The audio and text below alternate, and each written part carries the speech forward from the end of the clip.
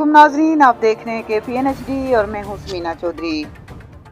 समाजी तंजीम सीड और PHDO के ज़ेर एहतमाम फ्री आई कैंप का एहतमाम किया गया, जिसमें 200 से ज़ायद मरीजों का इलाज किया गया और मरीजों को मुजफ्फराबाद ऑपरेशन के लिए रेफर किया गया। इस मौका पर सीड के जनरल सेक्रेटरी और नुमाइंदा मौलाना लुकमान ने बताया कि अल-शिफा आई अस्पताल मुजफ्फराबाद के ताउन से इस कैंप का इनेकाद किया गया है।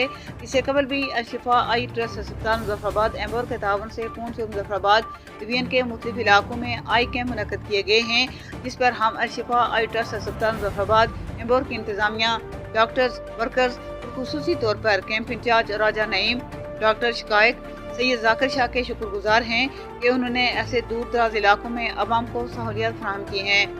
कैंप के दौरान सीट के रजाकारों ने बड़े अहसन तरीके से काम किया है, इनको भी खराज तहसीन पेश करते हैं। इंशाअल्लाह अल-शिफा आई ट्रस्ट अस्पताल मुजफ्फराबाद एम्बोर के ताउन से मज़ीद कैंप भी लगाए जाएंगे।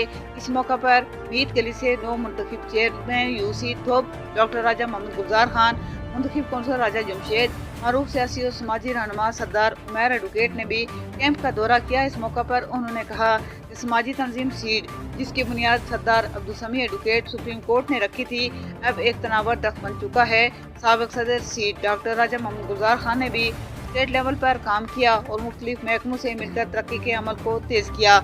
इस मौका पर PHDO की मीडिया कोऑर्डिनेटर ने भी समाजी तंजीम सीड और मकामी रजाकारों और अल-शिफा आई ट्रस्ट अस्पताल की इंतजामिया का शुक्रिया अदा किया।